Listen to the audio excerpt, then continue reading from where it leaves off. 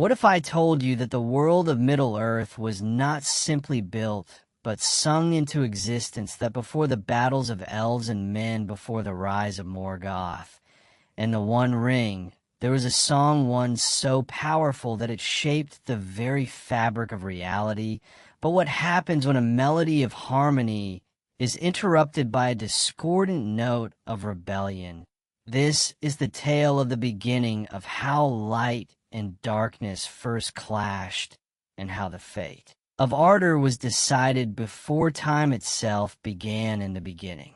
Before Middle-earth, before the stars, and before time itself, there was only Eru Iluvatar. He was the supreme being, and from his thought came forth the inner spirits of great power, whom he taught the art of music.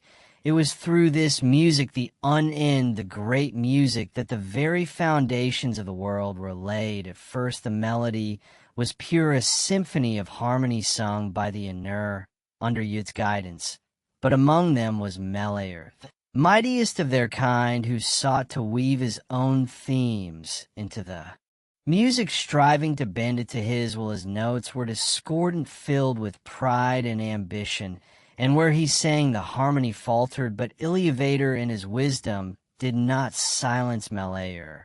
Instead, he would even the discord into something greater, proving that no force, however rebellious, could surpass his ultimate design. Mighty are the inner, and mightiest among them is Meleir, but that he may know in all the inner that I am Iluvatar. Those things that ye have sung, I will show them forth, that ye may see what ye have done, and thou, Meleir, shalt see that no theme may be played that hath not its uttermost source in me, nor can any alter the music in my despite. The Silmarillion Inu Lindel, with that Iluvatar, brought the vision of their music into reality, shaping the world of the universe itself. The Ainur, enraptured by what they had created, longed to enter this world, and many of them did, binding themselves to it forever. These became the Valar, the powers of the world, each taking upon themselves a role in shaping art of the earth. But Meleir was among them, and from the very start he sought dominion. Though ardor was meant to be a place of beauty, Melkor's presence twisted it. He waged war against the other Valar, seeking to rule. What he had not created, destruction for followed in his wake.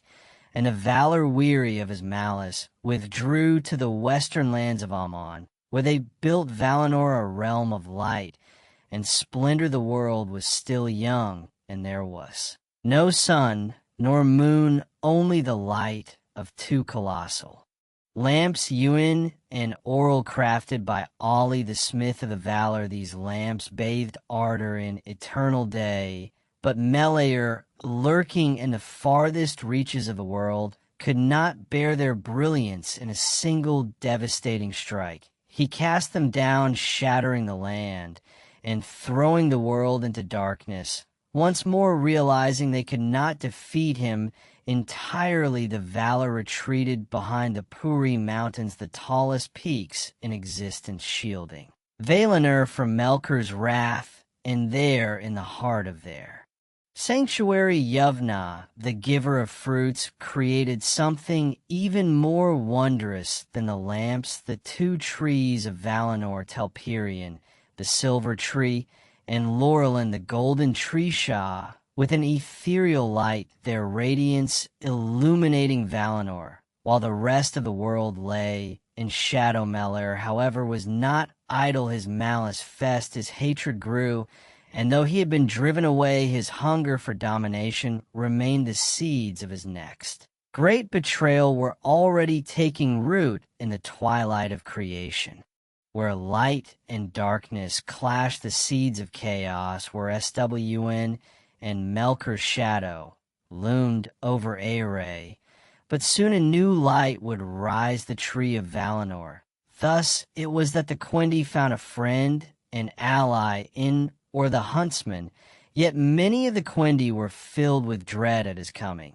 And this was the doing of Meleir, for by whispers and lies he had SWN in their hearts suspicion against the Valar.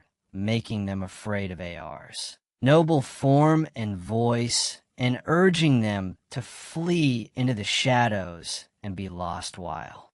The Valar sought refuge in Valinor Melair did not remain idle far in the north beyond the reach of their light. He built his first great stronghold Utumno, hidden beneath layers of ice and stone. It was a vast and terrible fortress seeping with corruption. Their Melair bred monstrous creatures twisted by his malice, and darkened the land around him, tainting it with his evil. Though Valinor was protected, the rest of Middle-earth lay under his shadow, but the Valar content in their own paradise did not yet move against him. Instead, under the golden and silver glow of the two trees of Valinor, they reveled in their sanctuary, waiting for the promised children of Iluvatar to awaken. And then in the quiet lands of Canaan, under the starlight woven by the elves awoke.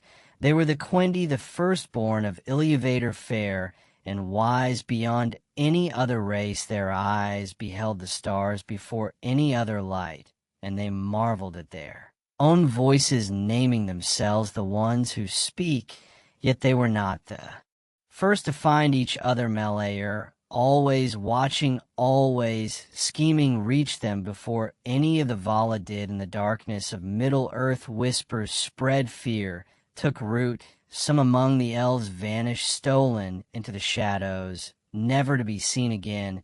And in time, it was said that from these lost ones, twisted by unspeakable torments, came the first orcs, the most loathsome of all his creations. But not all was lost riding through the great lands of Middle-earth was, or the hunter, one of the Vala, who had not forsaken the wider world. And in his travels he found the elves unlike Melair. He did not seek to deceive them, but stood in awe of their beauty, knowing at last that the time of the firstborn had come. When the Valar learned of their awakening, they could no longer ignore Melkor's threat.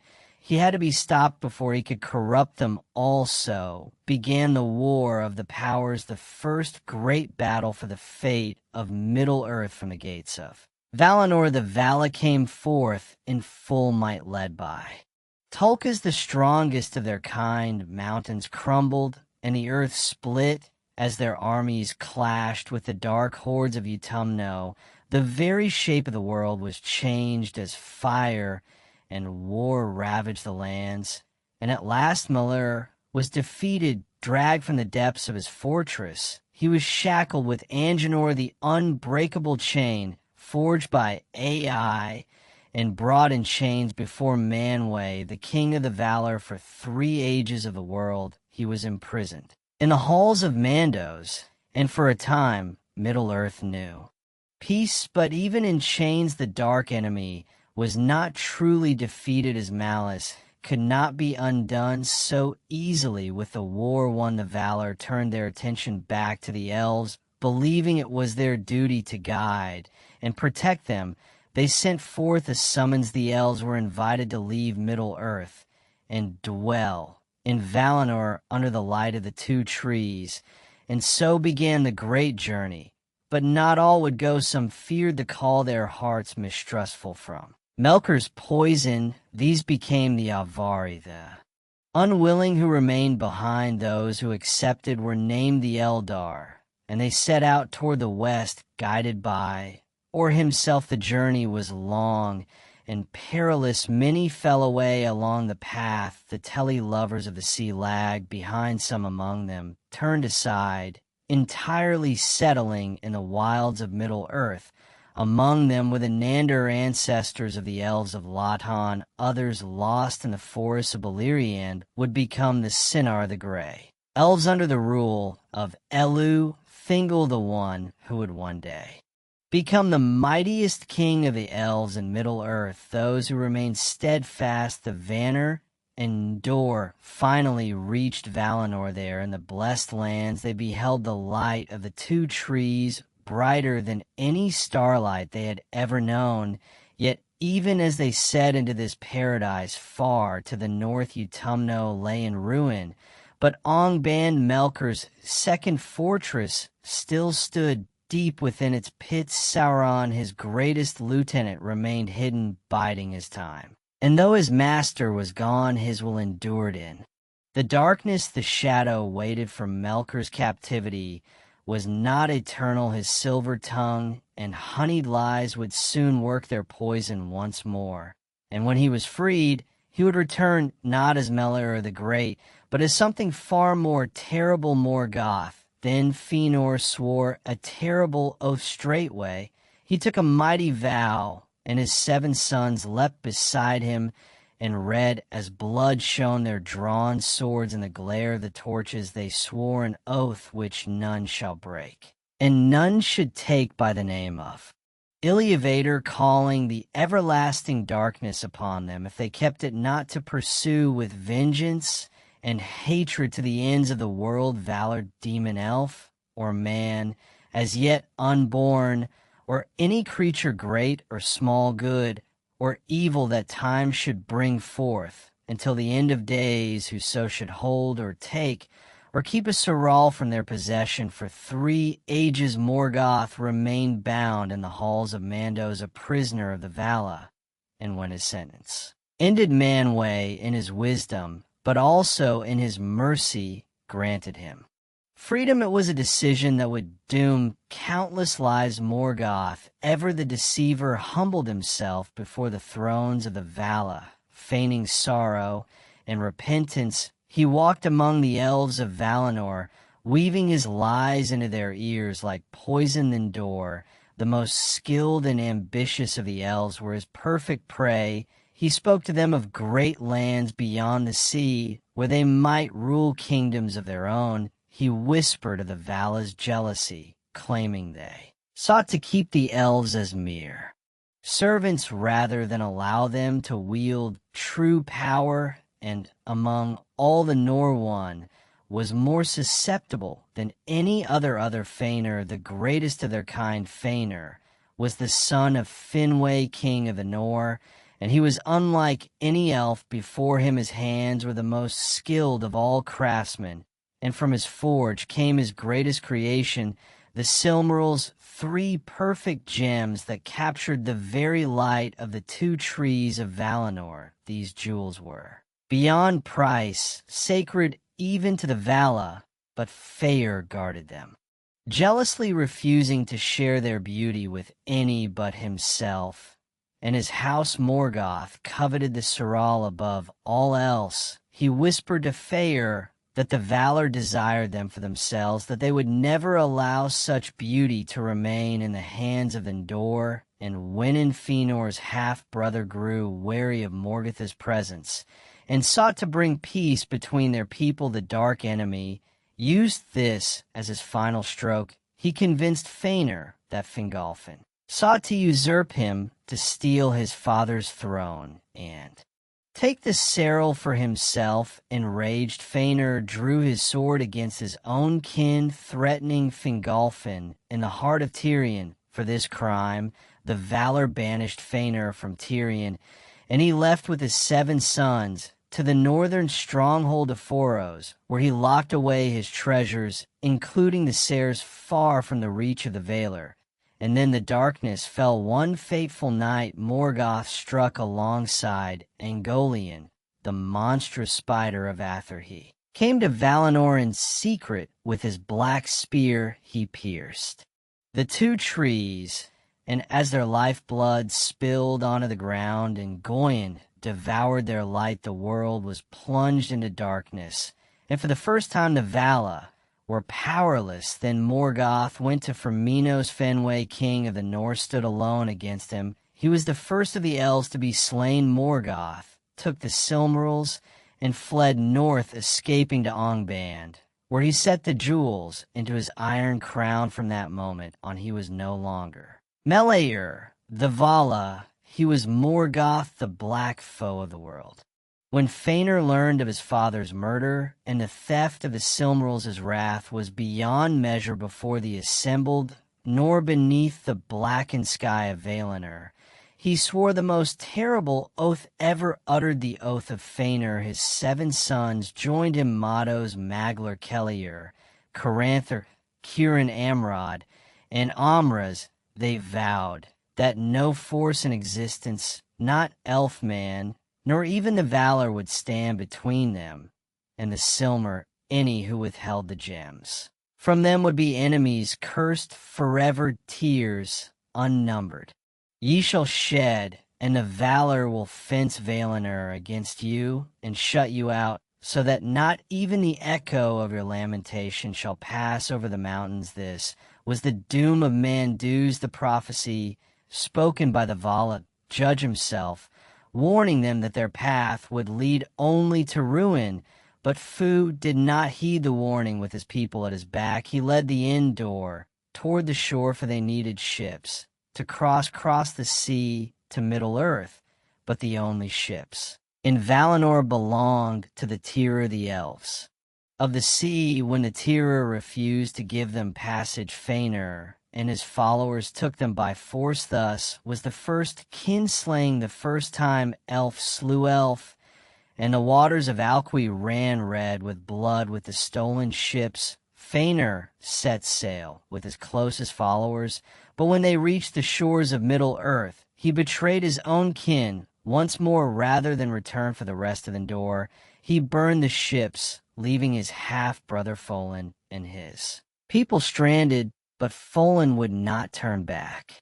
Rather than beg the Valor for mercy, he led his people across the grinding ice of the Healer Axia, a cruel and treacherous path between the lands where many perished in the frozen wastes. Yet they endured, and so under the first rising of the sun, the Noldor came to Middle-earth. The age of darkness was over, and a new war had begun. Then Fainur lifted his hand in a last effort, and he cursed Morgoth thrice, and laid it upon his sons to hold to their oath and avenge their father.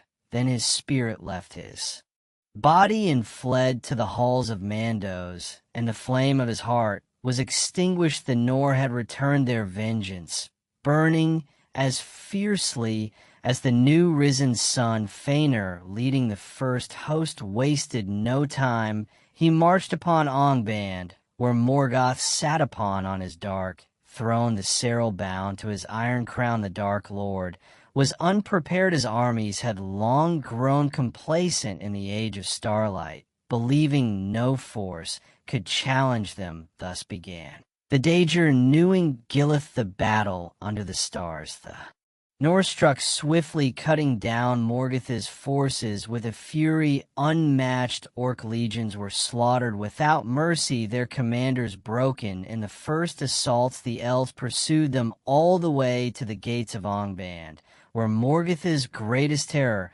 was revealed. Balrog's spirits of fire and shadow, older than the world itself. In the first charge, Fainur fought with reckless wrath, cutting through ranks of enemies, his eyes burning with a fire even greater than his own name. His warriors called for caution, but he would not listen. His rage blinded him, and he pressed on deep into the enemy's land.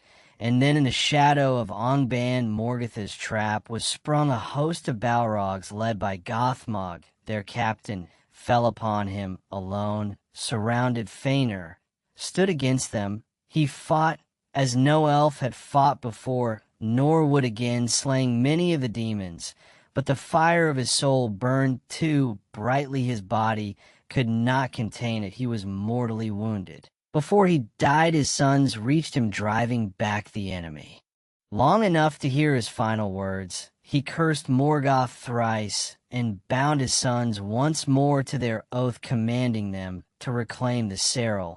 And then his spirit departed, consumed by its own fire, leaving behind only ashes. Fainur, the greatest of the Nor, was gone. His sons, though stricken with grief, would not abandon their fathers where the battle raged on, and Morgoth, though victorious in Fainur death, found no triumph. The Nor had arrived in Middle-earth, and they would not leave then across the Frozen north, a second host arrived. Folin, the full high king of the Nor, had crossed the grinding ice. His people, betrayed by Fëanor, had endured unimaginable suffering. The journey through the Helera had cost them dearly. Many had died in the frozen waste, but those who survived emerged stronger than ever before. When the first sunrise touched Middle-earth, Folin and his people marched in a band, their armor shining with an unearthly radiance in their wake. The land seemed to tremble, even Morgoth then.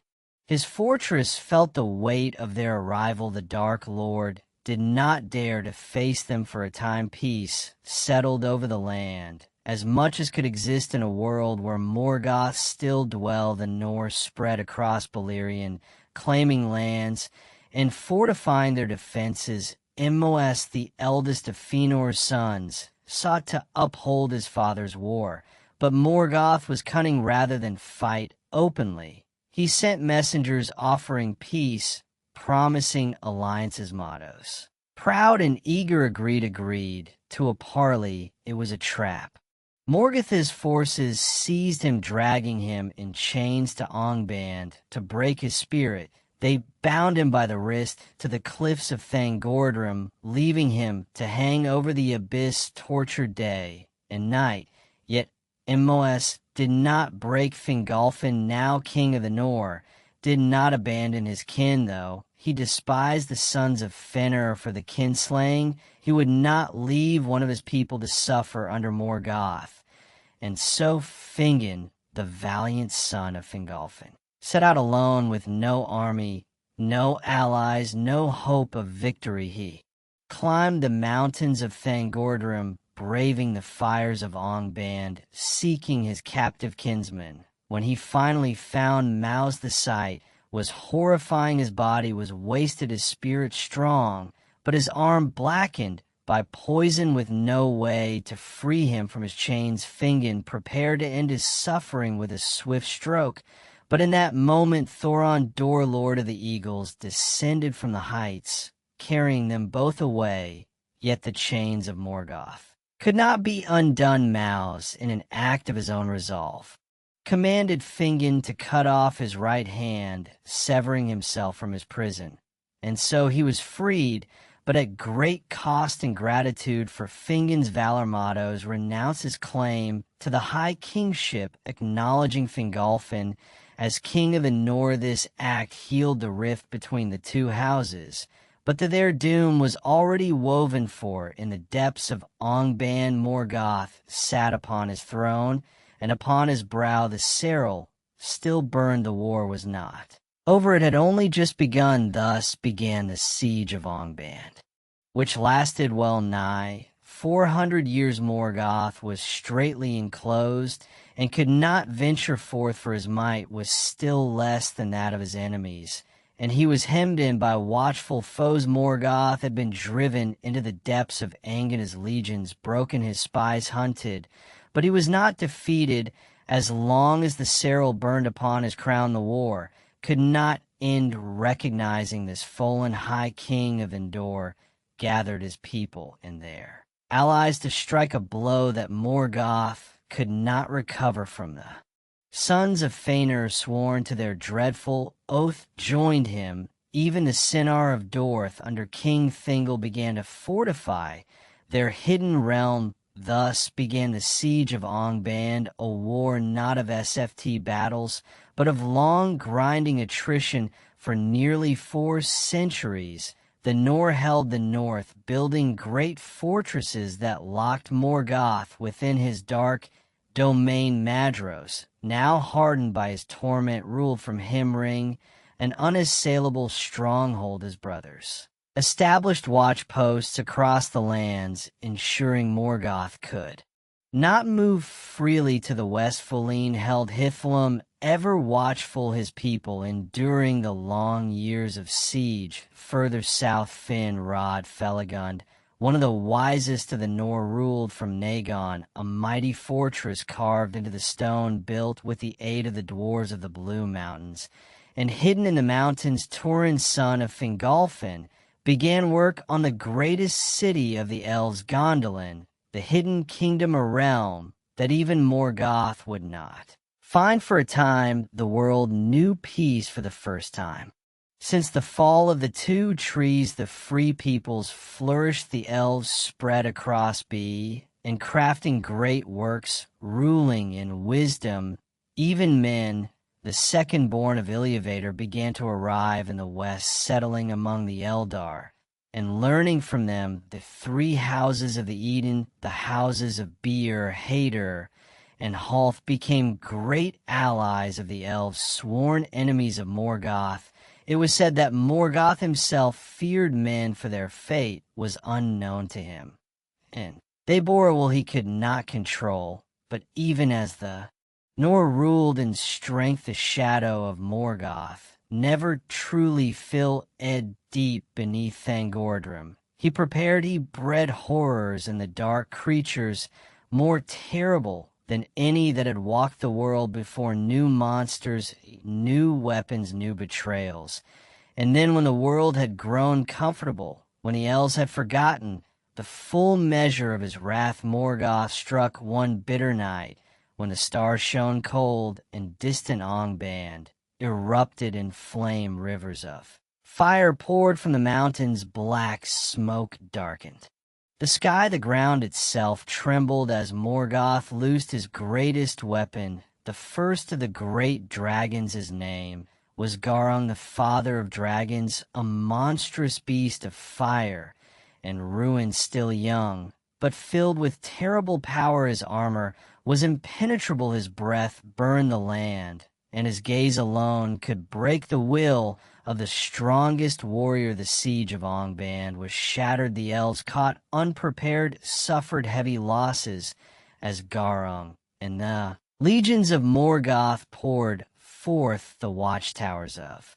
The sons of Fëanor burned the lands of Aar Galan, were reduced to a blackened wasteland, and the free peoples were thrown into chaos. But Morgoth had miscalculated. Glang was mighty, but he was young, too young to withstand the full might of the elves. Fingin, prince of the Nor, led a counterattack, with archers driving the dragon back to Wangin. Wounded and humiliated, Glong retreated, and Morgoth withdrew his forces, unwilling to risk an open war. Just yet, though the siege had not fully broken, it was clear to all Morgoth was gathering his true strength. The years of uneasy peace were over. The storm was coming suddenly. Morgoth sent forth great rivers of flame that ran down swifter than Balrogs from Thangordrim, and poured over all the plain, and the mountains of iron belched forth fires of many poisonous hues, and the fume of them stank upon the air, and was deadly. For nearly 400 years the Nor had held Morgoth within the walls of Angband, though he had tested their strength, sending forth Glong. In the first assault his forces had been beaten back. The elves had rebuilt, reforged their defenses, and stood ever watchful. But the Dark Lord had not been idle. Deep beneath the blackened peaks of Thangordrim, Morgoth's true legions were growing. The orcs of his first wars had been merely the beginning. Now he had bred new horrors, creatures stronger, faster, and more cunning. Balrogs, long hidden, gathered in numbers unseen since the first war against the valor, and in the deepest pits of Angband, dragons now fully grown slumbered, waiting for centuries. Morgoth had allowed his enemies to believe they had won. He had sent no great army, had let them grow confident, even comfortable. But now the time of deception was over. Then the dead of winter, when the frost lay thick upon the land, Morgoth unleashed his full power. The Dor, Bolak, the battle of sudden flame, had begun. It started with fire. The peaks of Thangordrim split open, and from them rivers of flame poured forth, cascading over the plains of Aar Galan. The great green lands turned to blackened wastelands. The sky was choked with smoke, and the air itself became poison. Then came the armies. Legions of orcs surged forth, clad in iron and flame, far mightier than those of old. With them marched WS trolls and other nameless beasts of shadow.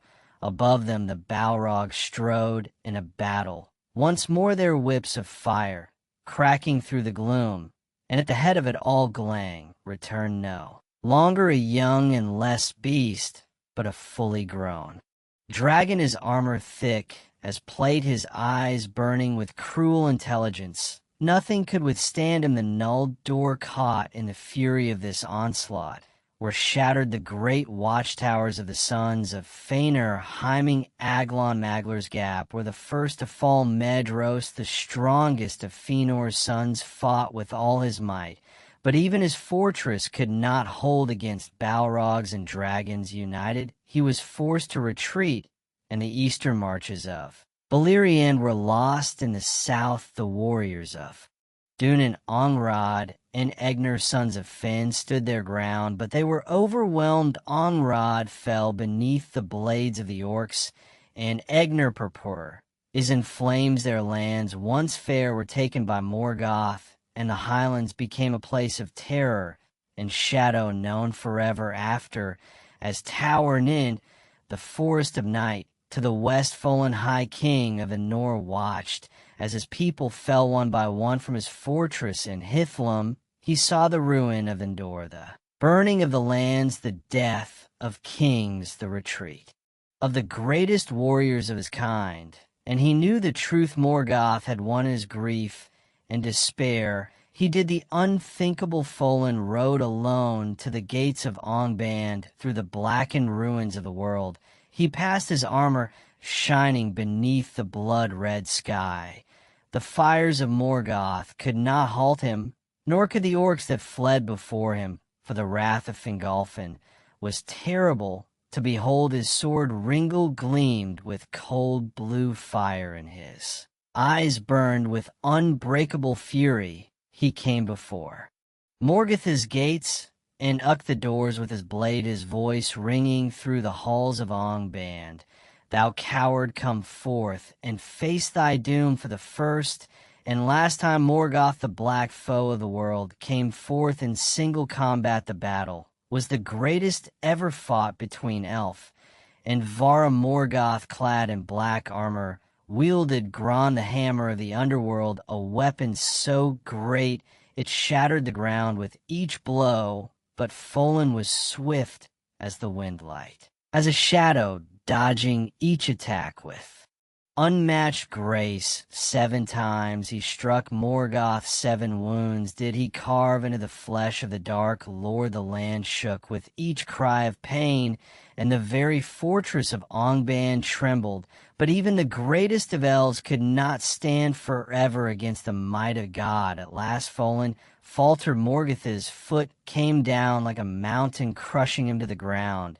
But even in his final moments, the High King of the Nor did not yield. He raised Ringil one last time and drove it deep into Morgoth's foot, wounding him so grievously that he would never walk without pain again. Then, as the light in Folin's eyes dimmed, Morgoth placed his great hand upon his throat and broke him. His body would have been desecrated, but Thorndr, Lord of Eagles, swept down from the heavens, clanged Morgoth across the face, scarring him forever, and bore the king's body away to be laid to rest upon the mountains. Thus ended Fingolfin, High King of the Nor, the mightiest of his kin. With the king dead, the siege of Ongband was truly broken. Morgoth's armies now ruled the north, and the Endor were leaderless, broken, scattered. But from the ashes of their defeat, hope still flickered, for far away, hidden in the mountains, one last stronghold remained untouched, a city unseen, a realm still unbroken. Gondolin, for of old the Vala declared to the elven Amon that men should join in the second music of the Anur, whereas Melior hath ever feared and hated them, even those that served him. Amidst the ruin of the Nor, new force entered the stage of Beleriand, one that would shape the fate of Middle-earth for all ages to come. For the first time, men arrived in the west. They were the Eden wanderers from the distant lands of the east, drawn toward the realms of the elves by dreams and whispers of something greater. Their numbers were few, but their presence was not unnoticed. The elves long, our rulers of Beleriand, looked upon them with wonder and curiosity. Men were mortal unlike. The firstborn, and their ways were strange, but in their hearts burned a fire that Morgoth himself feared. The Valar had spoken long ago of this race destined to take their place alongside the Eldar in the great song of Uar, but the enemy, ever watchful, had feared and hated them from the very beginning, and he would do all in his power to twist their fate. The first of these men to enter Beleriand with a people of Beer, dark-haired, strong-willed, and steadfast, they were the first to seek out the elves and swear FTY to them. Byned Felagund, wise lord of Nargothrond, was the first of the Eldar to encounter them. He looked upon these mortals and saw a strength unknown, even to the elves, will unbroken by the passing of time, a fierce desire to strive beyond their limits. He welcomed them as allies, teaching them wisdom and LW, and from that moment on the House of Beer became the most loyal friends of the elves. Not long after a second great people arrived, the Hedine, the folk of Halth. Unlike the Barans, they were a solitary and secretive people dwelling in scattered groups, moving through the deep forests of Beleriand. Their chieftain Halth was among the greatest of mortal women, a warrior who led her people through perils untold, standing firm against the forces of Morgoth. But the greatest of all the Eden were the last to arrive, the house of Hadertal and Golden. Here their warriors were unmatched in valor. Hader Lindel, their mighty lord, swore allegiance to Folin, high king of the Nor, and his people took up arms beside the elves in the long war against Morgoth. It was said that in battle the men of Hader stood like iron against the storm, and Morgoth himself took note of them with growing dread. At first the Dark Lord paid little heed to the arrival of men. They were weak, he thought, shortly-lived, fragile. What could they possibly do that the mighty elves had not? But soon he began to fear them, for though men were not as wise as the elves, nor as strong, they possessed something Morgoth could not understand, a gift given by Iluvatar himself. They were unpredictable, free in ways that even the firstborn were not. They were beyond his sight. No matter how he twisted the music of the Anor, no matter how deep his corruption spread, the destiny of men was hidden from him, and that frightened him more than any army. And so, as he had done with the elves before them, Morgoth sought to poison their hearts, whispering to them in the darkness. He promised power, dominion, freedom, a future not bound to the elves or the Valar, but one where men could rule. Alone many listened, many fell into his grasp. These became the Easterlings, the first traitors among their kind, who would serve Morgoth until the end of days.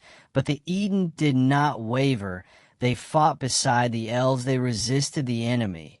And for that Morgoth's wrath was terrible. Among the greatest of the Eden were two brother sons of the house of Hader, Hurin, and who their names would be sung in both glory and sorrow, for their fate was bound to the greatest tragedies of the first age. In their youth they were lost in battle, but were saved by Thorndr, the mighty eagle of Manwë, who carried them away to Gondolin, the hidden city. There they were received by Turin, king of Gondolin, who treated them as honored guests. Yet when the time came they swore to keep the city secret.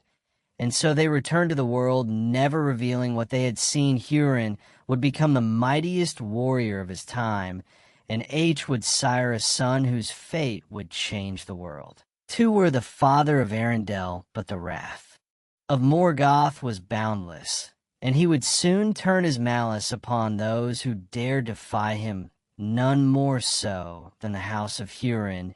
Then Morgoth cursed Hurin and Morwen and their offspring, and set a doom upon them of darkness and sorrow, and took Hurin into the Howinth, and there he sat long and anguished the siege of Angband, had held Morgoth at bay for centuries, but now with the Dager, Bolak the battle of sudden flame the might of Endor had been shattered, the last great hope of the elves, and their allies now lay in the hands of Fingon, High King of the Nor, and Mo's eldest son of Fëanor. Together they sought to unite all free peoples in one final stand against the Dark Lord, and so they gathered their forces, drawing elves, men, and dwarves into a desperate alliance. This would be the great test of their strength, the Nth Anno Idad, the battle of unnumbered tears. Hurin the Lion, now the greatest warrior of his people, stood beside Fawn in this final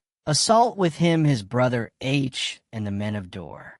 Laman, who had sworn loyalty to the elves, they were outnumbered, but their hearts were strong, and at first the battle went well. The host of Madros, advancing from the east, struck hard at the forces of Morgoth, and for a brief moment the armies of Angband wavered. Then betrayal, the Easterlings, those men who had already fallen to Morgoth's whispers, turned against their allies. The battle collapsed into ruin. On the great king fought until the very end, but against Gothmog, lord of Balrogs, even he could not stand. He was slain upon the field, and his people were driven into the dust. Hurin and H fought to the last alongside Turin, king of Gondolin, protecting his retreat, for the hidden city of the elves was now the last great hope of their kind, and if Morgoth found it, all would be lost. The brothers stood their ground at the fords of the Syrian, shielding Toji's escape. One by one the warriors of Dorman fell,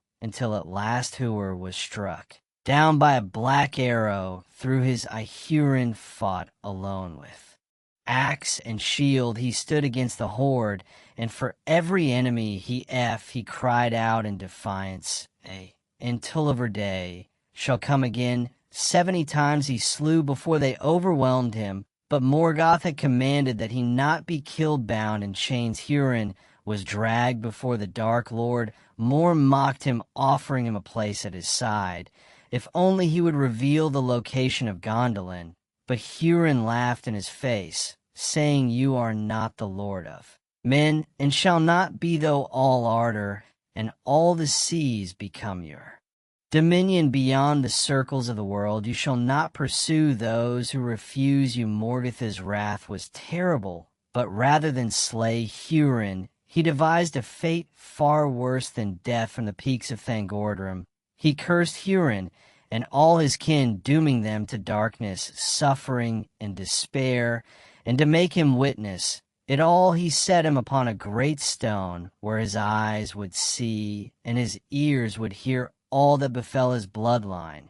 So began the long tale of sorrow that would stain the fate of the house of Hader forever. And Doran, Hurin wife Morwen, was left alone, her people enslaved by Morgoth's servants. She bore another child, a daughter named Nur, but her firstborn Turin she sent away to Dorth to be raised in the halls of King Thingol. She hoped he would be safe there, far from Morgoth's grasp, but the curse had already begun. Turin would grow to be a great warrior, but he would walk a path of doom and despair, hunted by fate itself. Tragedy would follow his every step, and the shadow of Morgoth would never leave him.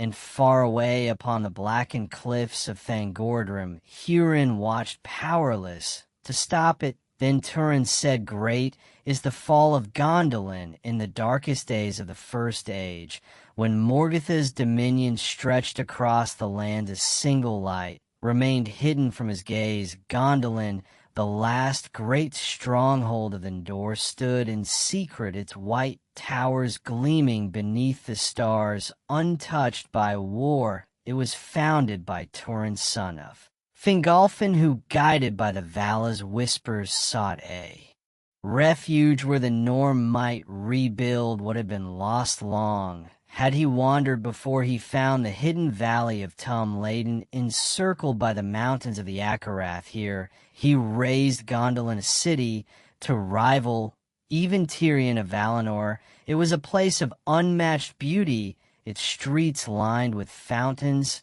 and sculptures, its walls unbreachable, and its people secure in the illusion of safety. For centuries Gondolin stood apart from the world. The gates of the city were sealed, and none were permitted to leave.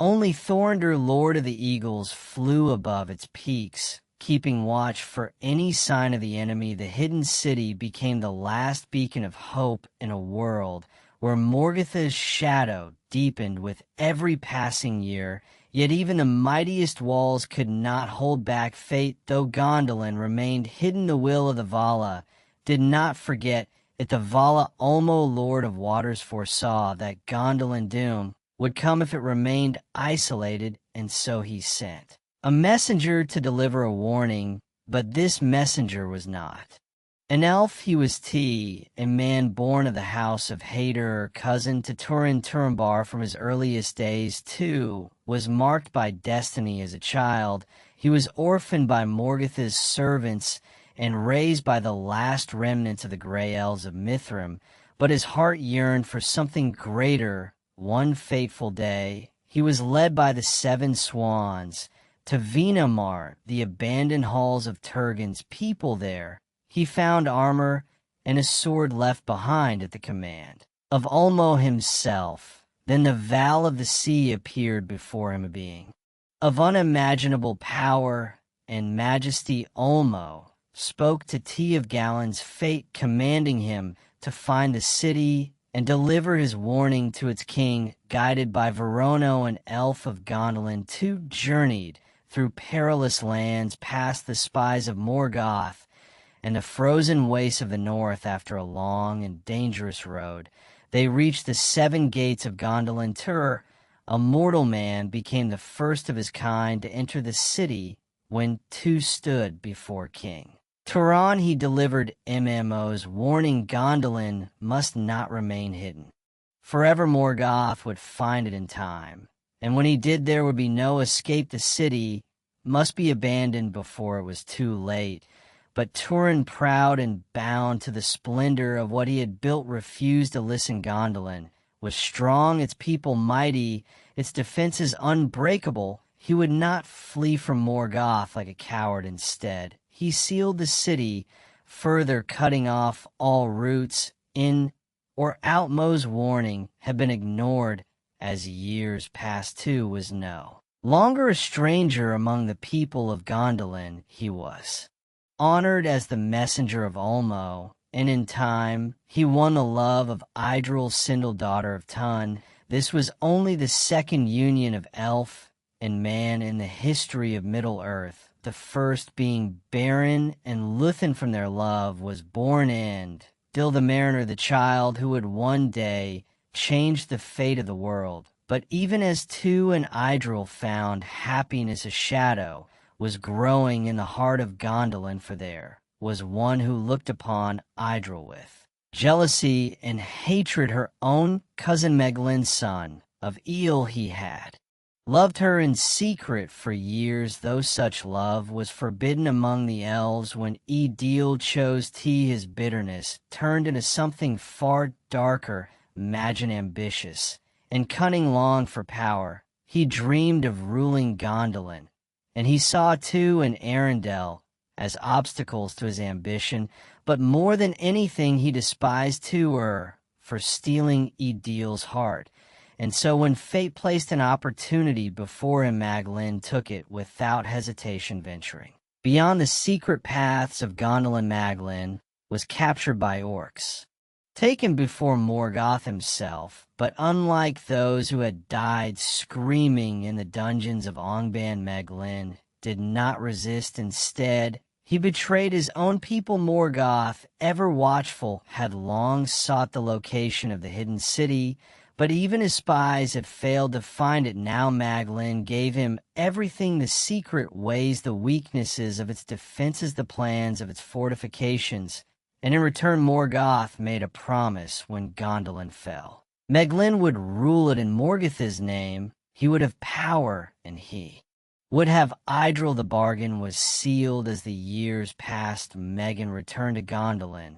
But he did not speak of what had happened. He waited, and he watched, knowing that doom was coming. Adril, however, was not blind to the shifting shadows. She felt the weight of Morgoth's malice closing in, and her heart was filled with dread against her father's orders. She began preparing a hidden escape route, a secret tunnel that would lead beyond the mountains. Her husband Tuor did not yet know the truth, but deep in his heart he felt what Idril feared. Gondolin days were numbered, and far in the north Morgoth gathered his armies, for the hour of destruction was at hand. Thus perished Gondolin, and all its beauty was destroyed. The day that Morgoth had long awaited had come. The hidden city, the last great refuge of the Nor, was no longer hidden. The betrayal of Maglin had sealed its fate. For years Morgoth's spies had scoured the lands in vain, searching for Galen's location. But now, with Megan's treachery, the Dark Lord knew its every weakness. The mountains of the East, which had shielded the city for centuries, would not stand against the wrath of Angband. And so in the dead of night the assault began. From the north came legions of orcs marching in endless ranks. With them strode Balrogs, their whips of flame lashing the earth. But the greatest horror was still to come. Dragons, beasts of fire and steel, now fully grown, led the charge. Among them were the winged dragons, creatures never before seen in battle, and their arrival sealed the doom of Gondolin. The people of the city awoke to the sound of horns and screams. The sky burned as Morgoth's legions descended upon them, shattering the outer defenses in a single night.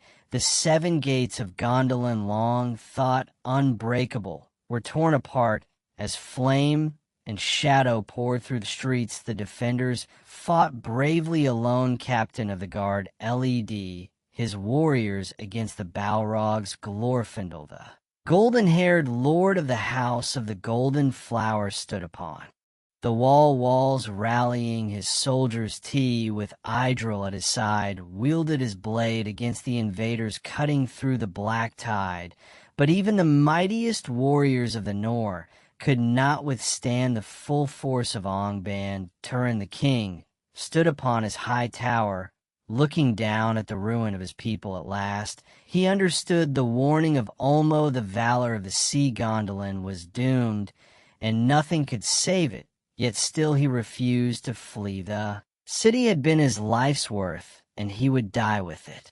He called upon his people to escape, ordering to lead them away, for his fate was now bound to something greater than.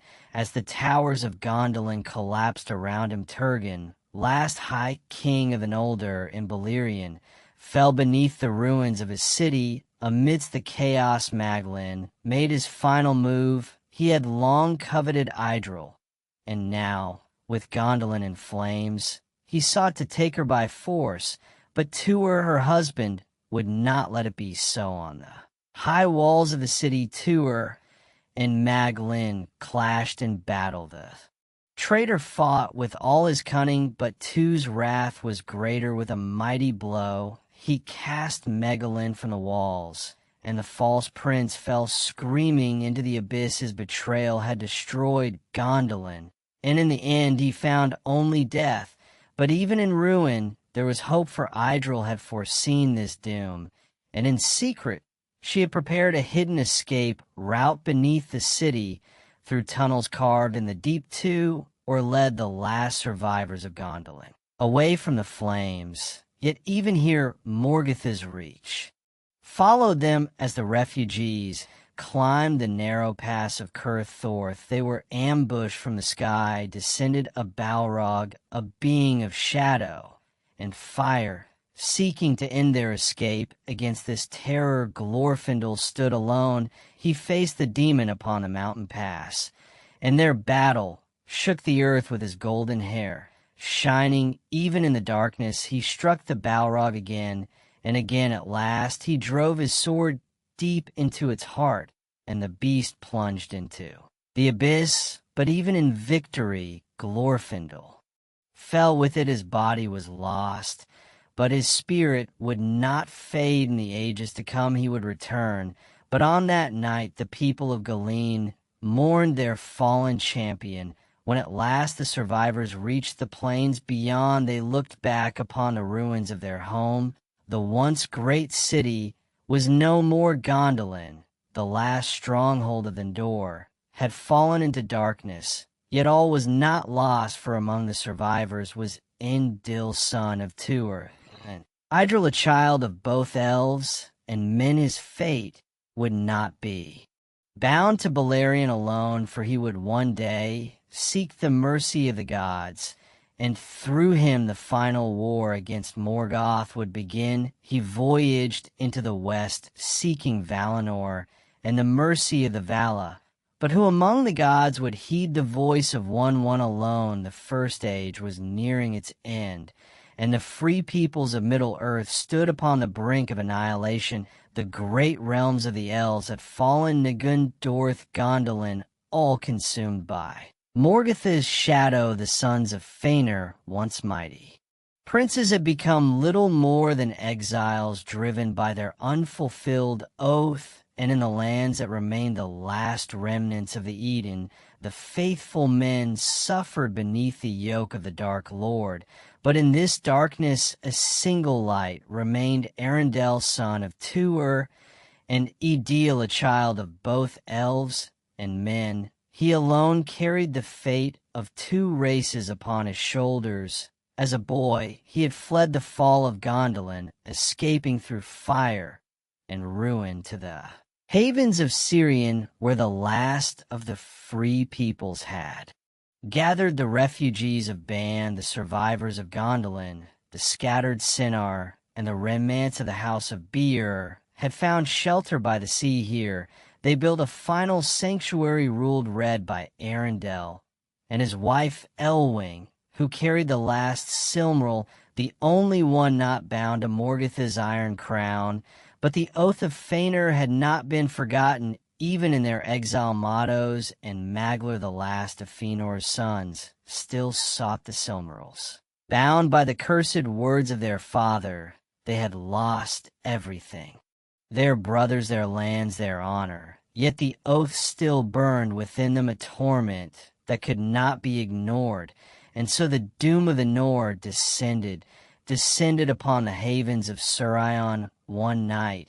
Beneath the starlit sky, the Fëanorian came with fire and steel. The last kinslaying had begun. The people of Arundel fought bravely, but they were outmatched. The forces of Mottos and Maglar cut through the refugees, slaying elf, woman, and child alike. In their desperation, many were slain, and the havens of Sirion burned. Yet the Silmaril was not taken, for as the city fell, Elwing leapt from the cliffs into the sea, casting herself into the waves rather than let the jewel fall into the hands of the kinslayers. But the Serral was no ordinary jewel. It had been blessed by the light of the two trees, and through it Elwing was transformed. The power of the Valor lifted her from the waters, and she took the shape of a white bird flying across the vast seas to find her husband far away upon the deck of his ship. Vingilant Arundel saw a white shape upon the horizon as she descended before him. She was restored to her true form, and in her hands she bore the Serral, shining brighter than the stars. And in that moment Arundel knew what he must do. The gods had abandoned Middle-earth, leaving it to suffer beneath Morgoth's rule. No plea had been heard, no aid had come.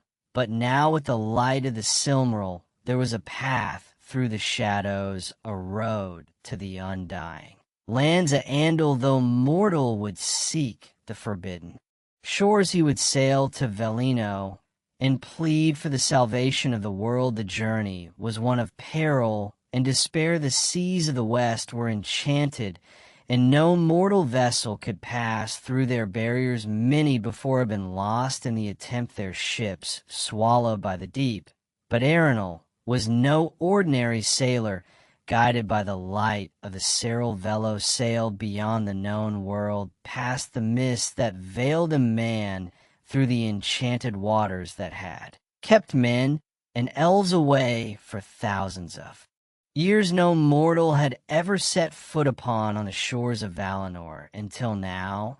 He came before the thrones of the Vala, a lone mariner, standing in the halls of the gods. For a moment all was silent. No mortal had ever dared come so far. His presence alone was a crime beyond reckoning for the band of the Valor Forbo, any of the race of men, from setting foot upon these lands. Yet Indil knelt before them, not as a king, nor as a warrior, but as a father, a husband, and a man who could bear the suffering of Middle-earth no longer. And he spoke, he told of the ruin of Beren, of the slaughter of the Eden, of the betrayal of the Nor, of the tyranny of Morgoth. He begged the Valor to return, to take up their strength once more, and rid the world of its greatest evil. For a long time the Valor did not answer. Then Manwë, the high king of Ardor, rose from his throne. His voice like thunder across the sky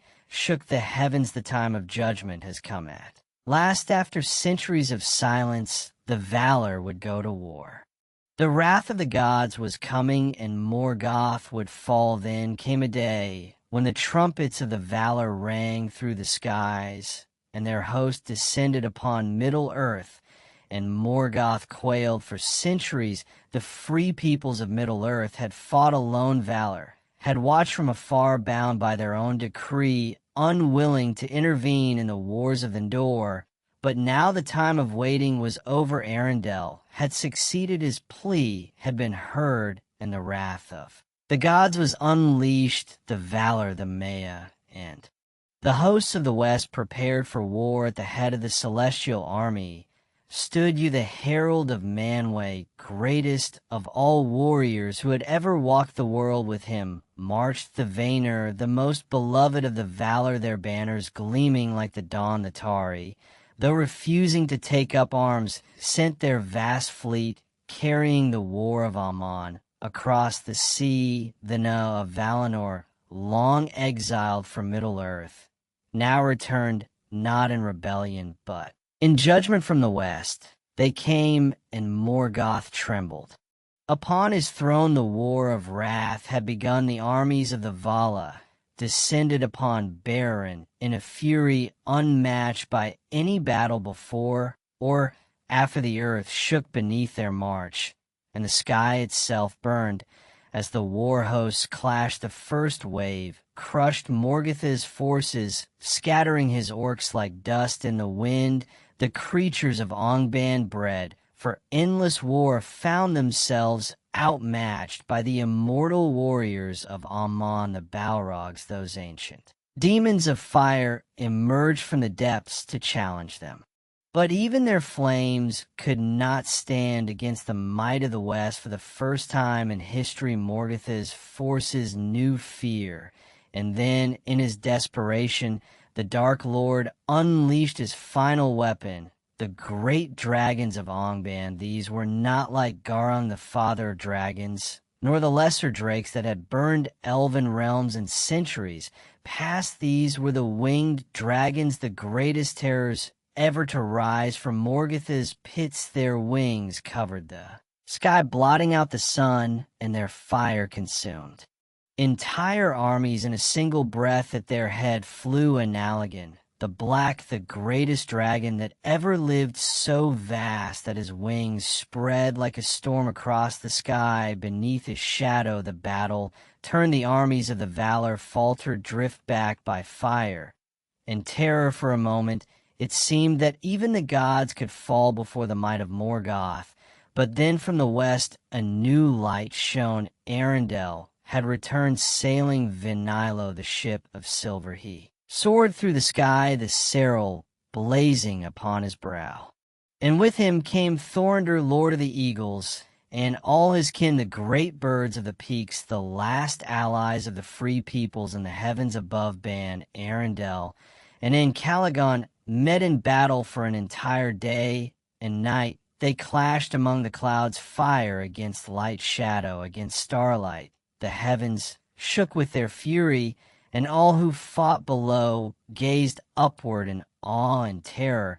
But at last Arundel struck the final blow, and Calagon the Black fell from the sky, his massive body crashing down upon the Rotem, the great peaks above Ongban, the mountains shattered beneath him, and the gates of Morgoth's fortress were torn asunder with his last and greatest weapon. Destroyed Morgoth's dominion, crumbled the Valor's armies, swept into Ongban, tearing through its defenses, breaking the stronghold that had defied the world for ages. The Balrogs were hunted down, the last of them fleeing into the deepest caverns of the earth, the orcs leaderless. And broken were slaughtered without mercy, and at last Morgoth was dragged from his throne, no longer a dark god upon his seat of dominion, but a cowering wretch trembling in terror. He begged for mercy, but there would be none. Why, we cast him down, stripping him of his power, of his very being. His iron crown was beaten into a collar, and Morgoth, once the mightiest of the Aenir, was bound in chains. The war was over, but the cost was beyond reckoning. The battle had broken the world itself. The land of Valoran, once home to elves and men, was torn apart by the wrath of the gods. Seas rose where mountains had stood, rivers swallowed valleys, and entire kingdoms vanished beneath the waves. The first age had ended not in victory, but in ruin. Morgoth was judged before the Valor. No longer would he be allowed to walk the world. No longer would he torment the children of Elidar. His spirit, though powerful, was cast into the void, beyond time, beyond space, a prisoner, until the end of the world. The Dark Lord was gone, but his shadow was not forgotten, for even in his absence his hatred endured, and somewhere in the hidden places of the world his greatest servant remained, watching, waiting. For though Morgoth had fallen, Sauron still lived. Thus ended the tale of the Serral, and their light was lost to the world. The war was over. Morgoth had been defeated, his body destroyed, his spirit cast into the void. The world had been broken, and Beren lay beneath the sea, its king lost forever.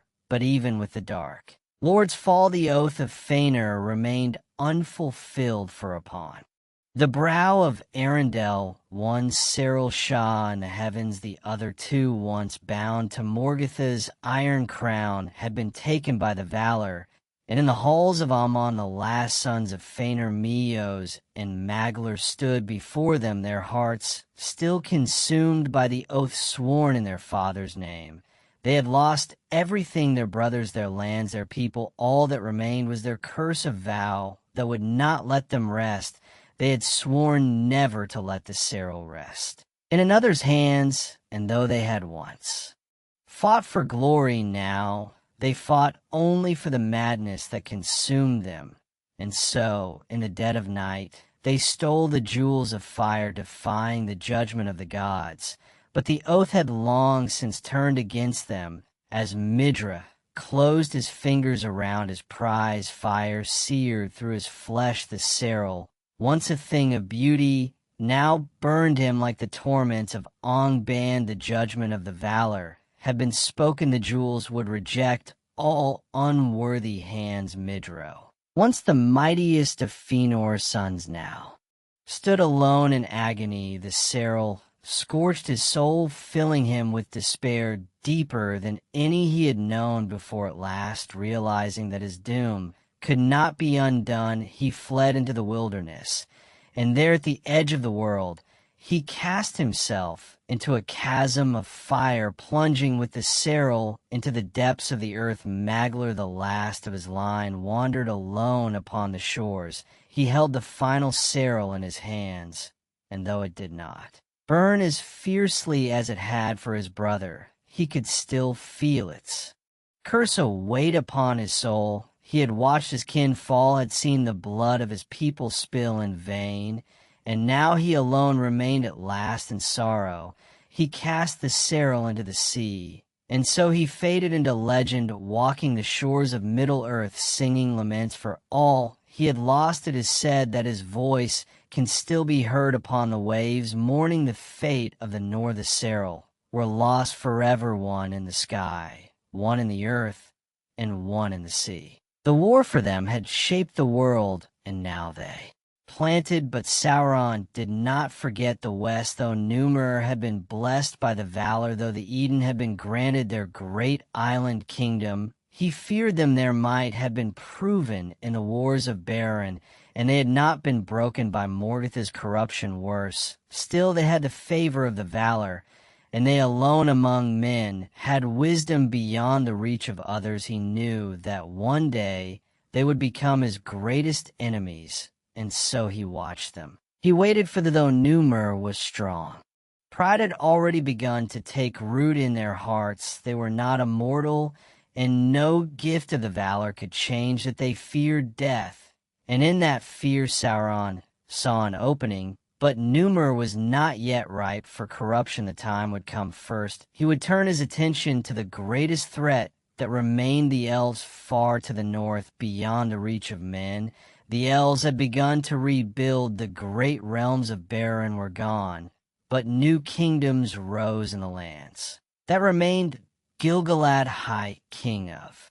The Noldor ruled from Lindon, watching ever for the return of darkness. Elon, son of Arendelle, had founded Rivendell, a refuge for those who sought wisdom and sanctuary, and in the forests of Aigen a new power was rising, one that would soon shape the fate of Middle-earth. It was here that the greatest craftsmen of the Second Age gathered, led by Celebrimbor, the last of the house of Fëanor. Eren became the center of elven craft, a realm dedicated to the forging of wonders surpassing even the works of the past.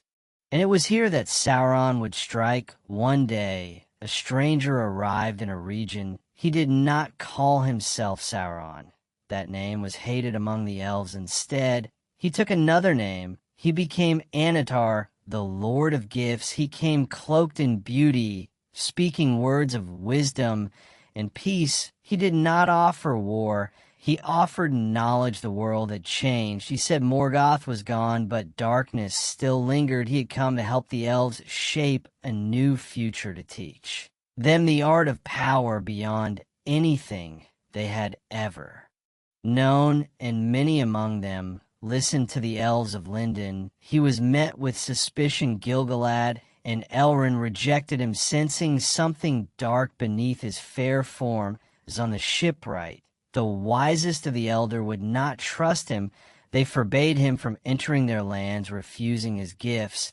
But in region, it was different. Selb, more eager to reclaim the lost glories of the First Age, welcomed Annatar into his halls. The gifts of Annatar were many secrets of metal work, of enchantment, of hidden power, and so together they forged the greatest works of the Second Age, the Rings of Power.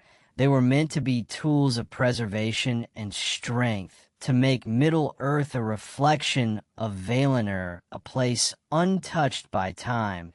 But Brimo did not know the full truth, for in secret Sauron forged his own ring, a ring greater than all the others. In the fires of Mount Doom, he poured his malice, his will, his very essence, into a single creation, the One Ring, the Master Ring, which would rule all others, and in that moment his deception was complete. The elves, realizing their mistake, hid their rings from him.